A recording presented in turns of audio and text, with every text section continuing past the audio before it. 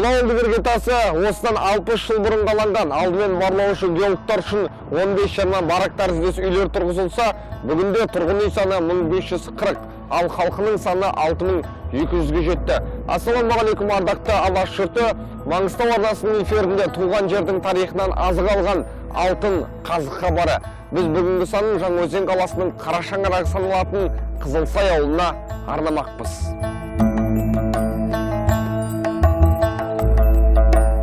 60 жылдардың басында Қазақстанның Түркменстанмен шекаралас Маңғыстау өңірінің оңтүстік құбылысында көсіліп жатқан кең ой, өзеннің ұйқыдан оянар сәтінің жақын екенін біреу білсе, біреу білмеді. Қызылсай барлаушы бұрғышылардың алғаш қоныс тепкен жері.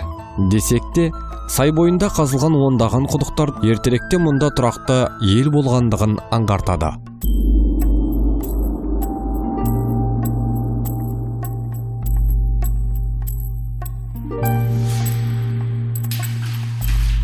Осы жердің жөнін білер ақсақалдардан сұрағанымызда, өзеннің ойына су арғы жалғасып жатқан терең сайды құр Қызылсай деп, қазіргі ел қоныстанып отырған кезінде 10-15 үй барлаушылар келіп қоныстанған сайды сулы Қызылсай деп, ал су арғы анау Ақмолаға қарай бағытталған сайды жаман Қызылсай деп атаған.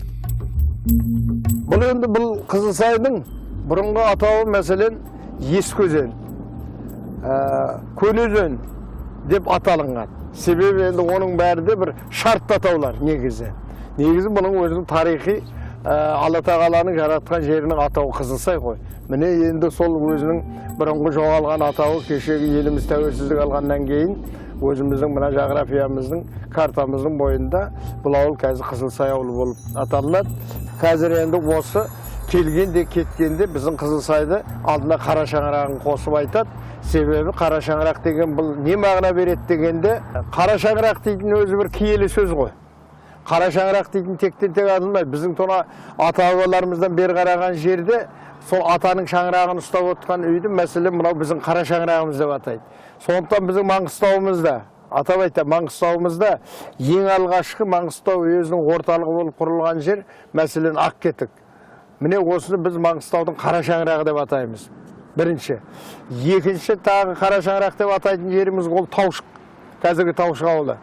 Себебі бұл Маңғыстау ауданының құрылған жері.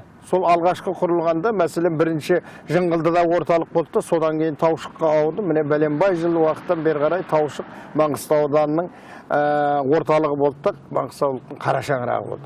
Енді мына біздің өзеніміз, мына Қызылсайдағы қара шаңырағымыз. Бұл осы бүткіл өзен кен орнын игерушілердің алдыңғы сапта келіп осы жерге қоныстануымен тікелей байланысты. Сол мына өзендегі қазір кәрі тұрғындар, осы мұнайшылар өзінің ең алғашқы қара шаңырағы деп осы Қызылсайды айтады. Бұл сонау жылдары қолқауғамен құлаштап су тартып, үйір-үйір жылқыны суарып, анау шолының ойы Қасқыр сайға, ұлы күші күндіктерге қарай мал айдап баққан жер. Көшбай бұлағы маңына қақпандарын құрып, қазандығын көтерген, шаруасының шырайын келтірген мекен. Ажарлы ауылдың өткенінің айтулы тұстарын Данагөй қарттары былайша әңгімелейді. Мен 1963 жылдан бастап осы Қызылсай ауылында тұрамын. Осы Қызылсайда салынған ең бірінші тұрғын үй мектептерді көрдім. Бұл ауылымыздың ерекшелігі Қызылсай ауылы Жаңаөзен қаласына өте жақын орналасқан екен. Ауылда негізінен сол өндіріс бағытындағы жұмысшылар орналасты тұрғын үйменен. Бүгінгі таңда ауылымыз өсіп өркендеп, бұрынғы қиындықтардың бәрі соң кейінде қалып, қазір жалпы жақсы жағдайда деп есептейміз.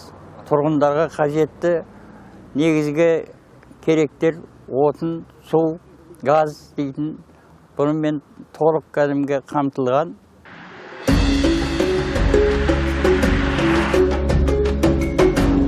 Ауыл Жаңаөзен қаласына жапсарлас орналасқан, бар жоғы 17 шақырым жерде, аумағы 9000 гектар. Тұрғындарының саны 6200-ді құраса, шаңырақ саны 1540. Көзқарақты жұрт білетіндей, бұл Жаңаөзен қаласына қарасты ауылдардың ішінде алғаш болып құрылған округ. Кереге керіп, шаңырақ тіктелгелі, мамыражай қалпын жоғалтпаған мерейлі ауыл.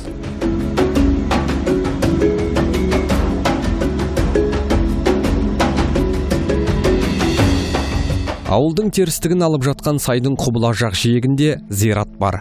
Мұндағылар бұл қауымды Қаламқас деп атап келеді. Бұл жерге алғаш жерленгенде осы Қаламқас әулие.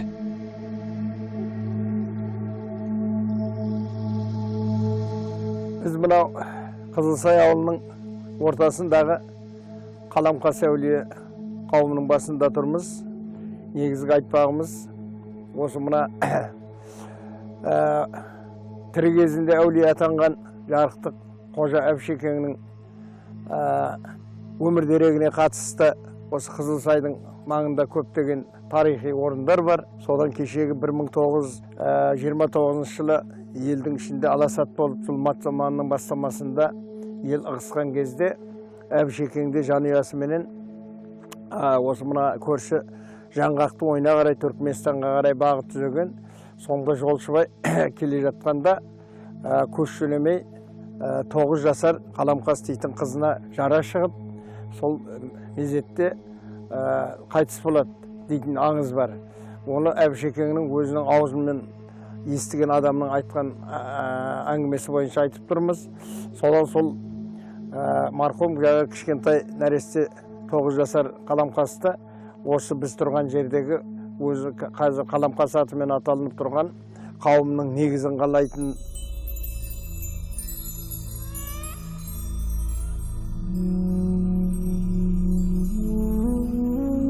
Маңғыстау көшпенді жұртқа қыстауға жайлы мекен. Сондықтан әрбір ойы сайынан құдықтар көптеп кездеседі. Bir кезде Қызылсайдың бір қарынан-қарында ел отырған. Осы қара жұртта 1895 жылдың қазан айында Әбіш қожа дүниеге келген.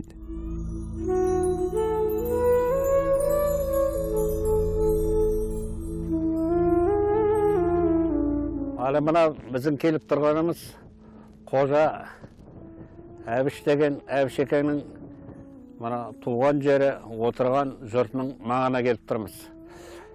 Бұл Әбшекең 1895 жылы мына қара ой дейтін жерде дүниеге келген.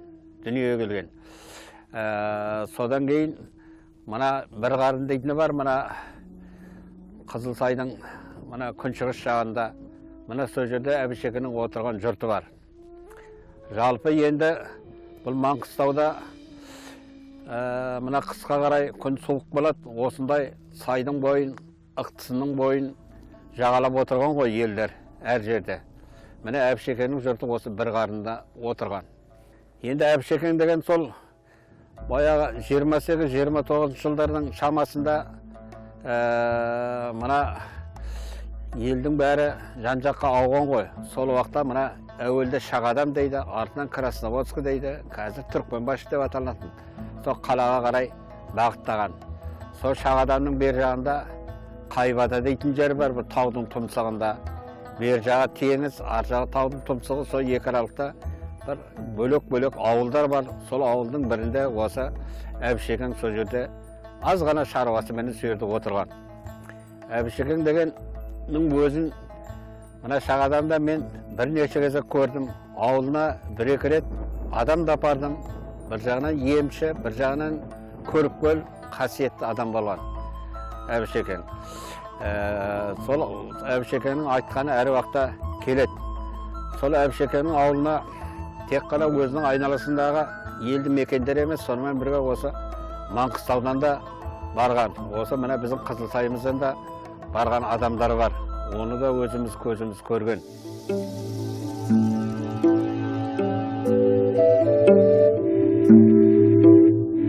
Қарты бар елдің қазынасы бар демекші, ауыл үлкендері осылайша тарихи әңгімелерді айтып берді. Ал осы мекеннің тумасы, айтыскер ақын Абайша айтсақ, менің туған ауылым Саймаңында, жетпейді оған қыстау шайлауыңда. Қадірі Қаратаудан биік оның, қаралтын жатқаннан соң қойнауында.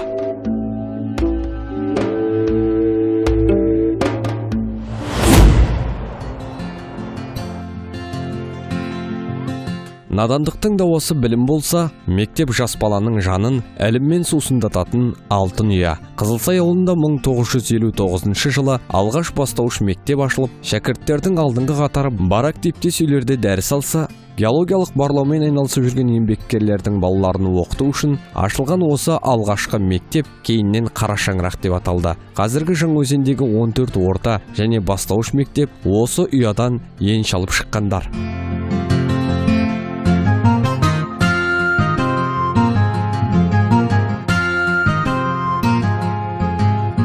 Мектеп бойынша 93 мұғалім жұмыс істейді. 2017 жылы 5 жас маманмен толықты. Мектеп оқушыларынан 192 бала ыстық тамақпен қамтылады. Мектептің материалдық техникалық базасы нығаюда. Қазіргі таңда 2 компьютерлік, 1 мультимедиа және пән кабинеттерімен қоса жаңа модификация, физика, химия және биология кабинеттері жұмыс жасайды. 1985 жылы жаңа ғимаратқа көшіп отыр, 1 қыркүйектен бастап. Қазіргі таңда бұл мектепте 1214 оқушы оқиды, білім алады. Жаңа білім мазмұны бойынша қазіргі таңда 1, 2, 5, 7 сыныпты оқытып жатқан ұстаздар, 21 ұстаз қазір жаңа білім мазмұны бойынша өзінің курстан, семинардан оқуына өтіп келді.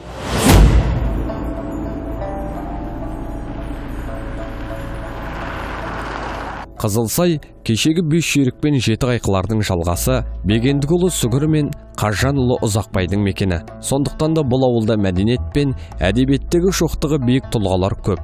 Ал ауылдың қары домалақтары ақсақалдардың шежіресін бойына жиып өскен. Қарайған халық келіп жиылған соң, кеудеге алуан жырлар құйылған соң, Сүгірдің өз басында еркі бар мет, сөйле деп көп жамағат бұйырған соң. Бисмилла сөз сөйлейін тыңда жұртым, көңілдің әңгіме ашар қайғы болтын. Шығардым жақсы сөзді өнер қылып, рұқсат берші ашуға сөздің кілтін. Деп жырлаған Сүгір Бегендікұлының бүгін біз міне шаңырағына келіп тұрмыз. Дәл осы Қызылсай ауылында, Жаңаөзен қаласының Қара шаңырағы саналған Қызылсайда тұрған, осы өңірде жырлаған Сүгір Бегендікұлының бүгінде бұл үйде немересі тұрады, ендеше жеті танысайық.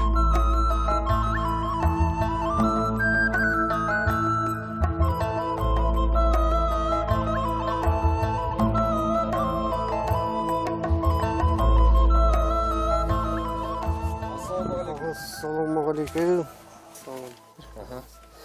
Алма, қош келдіңіздер. Ақын жырау Сүгір Бегендікұлы. Менің атым Жәнібек. Өтелген Сүгіріппін. Осы Сүгірдің немересісіз ба? Сол үйге кірің. Ал, ішке кірің. Сөйлесеміз.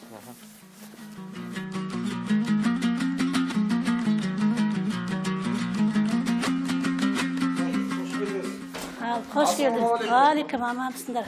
Hoş geldiniz. Aslında türe verin. Türe oldu. Niye fotoğrafı var? Nasıl? Atamız yine hoş geldiniz. Жақсы. Sarısı mavrın ayak kuman, keng dastarxan ay жайнаған, ağaları geldin ay aman bol, keldi mi deb ay жаршада, жеңгелерімде бар еді ай, отадайда көздер ай ойнаған. Ақын жырау Сүгір Бегендікұлының немересі ретінде, атам ретінде мен өзім мақтаныштымын.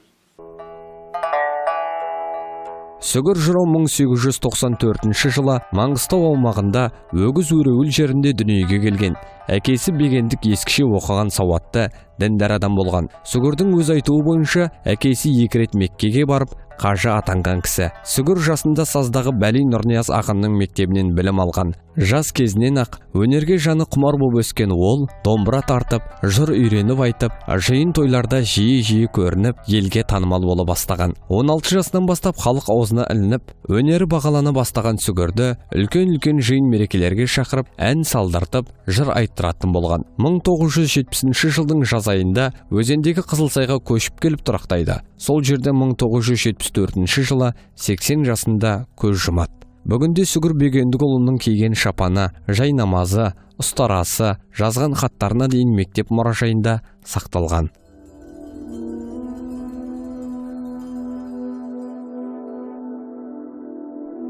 ұрпақтарында біздерде қазір мен өзім үйдің кенжесімін. 5 бала, бір қыз, 6-аумыз. Сол 6-аудың кенжесі мен қазір үйде. Әкеміз жалғыз, Сүгірдің өзі жалғыз.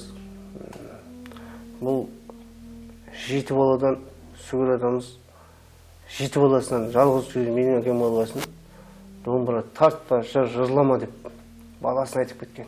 Өтелгенге менің әкеме. Енді біздерде домбыра тартуға құлықсыз былай қарасаң. Құт тарып, береке қонған Қазыналы ауылдың 5 шаруа қожалығы және 24 шағын бизнес субъектілер тіркелген. Ал әкімшілігінде 11 қызметкер елді мекеннің тазалығы мен жасыл желігіне жауапты. Қызылсай ауылының инфрақұрылымдары толық қамтылған. Қазіргі таңда Қызылсай ауылында тоқ, су, газ толықтай тартылды. Ауылымызда 39 көше бар, оны асфальттанған. Қазіргі таңда алда тағы да жоспарларымыз бар асфальттауға.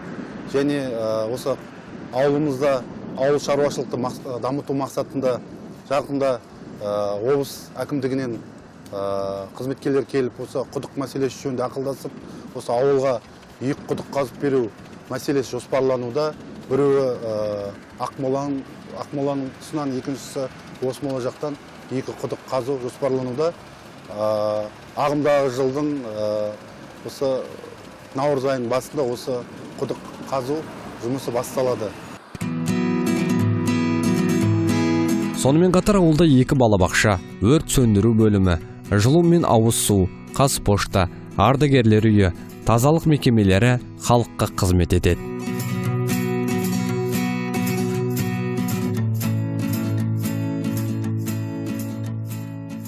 Мынау Шаңырақ дейтін ауылымыздың мәдениет үйі, ішімен кіріп танысайық. Ассалаумағалейкум. Келіңіздер.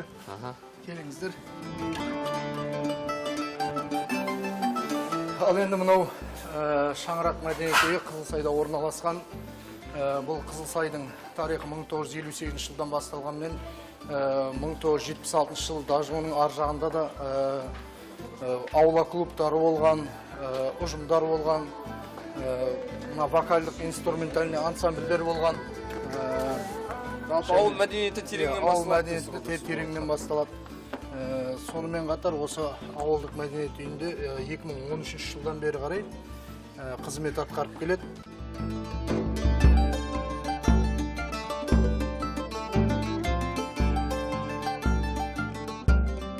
Мұнда ауыл тұрғындарының бос уақытын тиімді пайдалану мақсатында сурет, би, вокал, домбыра үйірмелері және театр толқындары драмалық ұжымы, ән дәрия әжелер ансамблі, наз би ансамблі, Қызылсай вокалдық аспаптар ансамблі және Шаңырақ фотостудия ұжымы жұмыс жасайды. Бұл ұжымдарда барлығы 113 адам өнер көрсетеді.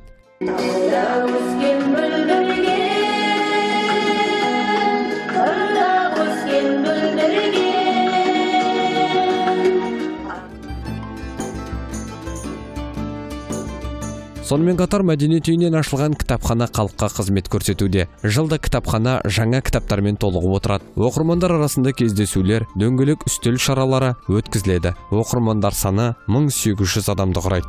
Мынау Қызылсай ауылындағы нөмірі 3-ші филиал орталық кітапхананың. Мына жерде біздің негізгі кітап қорымыз 8973 кітап бар. Бұның ішінде көркем әдебиет барлық үшін Қызылсайға қандай кітап керек, соны осының ішінен табалады деп ойлаймын. Қандай шығармалар көбінесе сұраныста? Бізде сұраныста көбіне осы Абайды оқиды балдар. Сосын Нұршайықовтың кітаптарын оқиды. Әзілхан Нұршайықовтың. Әбіш Кекілбаевты да сұрайды. Енді қазір деген бізде әртүрлі неге қарата балдардың, оқырмандардың сұранысын тауып береміз. Елді мекендегі балалар мен жасөспірімдерді спортқа шақыру бойынша Қызылсай ауылдық спорт мектебі қызмет атқарады. Мұнда 24 бапкер дәріс беретін 8 секция бар. Нақтырақ айтсақ, қазақша күрес, дзюдо, грек-рим, еркін күрес, пауэрлессинг, волейбол, баскетбол, футбол сияқты түрлерінен спорттық жаттығулар өткізіледі. Спорт кешенде 816 шәкірт бар. Аталмыш мектептің жеткен жетістіктері жетерлік. Балалар мен жасөспірімдер өздері қалаған спорт түрлерімен айналысуға толық мүмкіндік бар.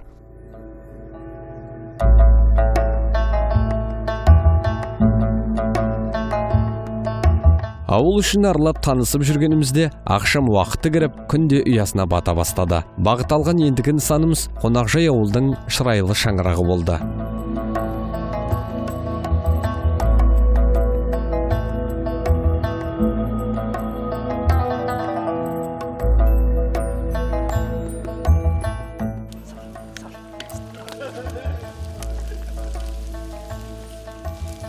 Қара қазаны қайнап, сары бауырсағы піскен, құрты мен ірімшігі толған ауылдың дастарханы қашанда ерекше ғой. Алыстан 6 жасар бала келсе, ақсақал орнынан тұрып сәлем бередіге салып, кең пейілмен қонақ қып құрметтеп жатыр. Түйенің үстімен құйылған 1-2 кесе қою шайдан кейін кеш жыр термемен жалғасты.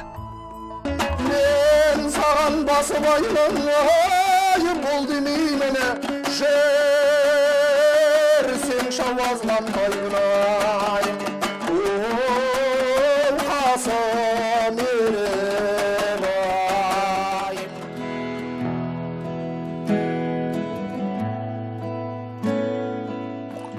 Мынау біздің ата-бабаларымыз әуелде сусын ретінде шөлдегенде шөлін қандыратын шұбатымыз. Бұл шұбат дейтін ем, әрі сусын, әрі меріміңді қандыратын, тұла бойыңның барлығын тазартатын мынау керемет шұбат. Шұбаттың бір қасиеті, бұл деген көптеген құрт аурулардың емі.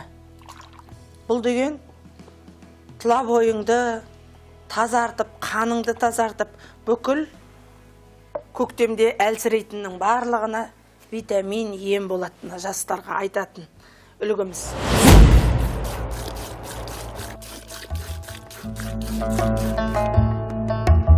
Бозарып атқан таңмен талас ауылдың тіршілігі де басталды. Түйе сауылып, өріске мал шығарылды. Иә, ауылдың ерекшелігі де осында.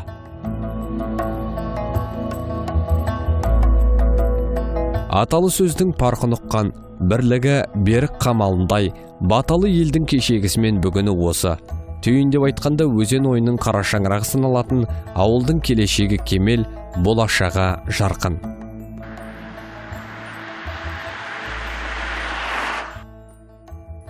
Міне қадірлі көрермен, сіздер Қызылсай ауылының кешегі және бүгінмен таныстыңыздар. Осылайша тіршілігі тынымсыз тарихы тамырланған Қызылсай ауылы міне өздеріңіз көргендей. Ендеше алтын қазықтың келесі санында көріскенше еліміз аман, жұртымыз тыныш болсын.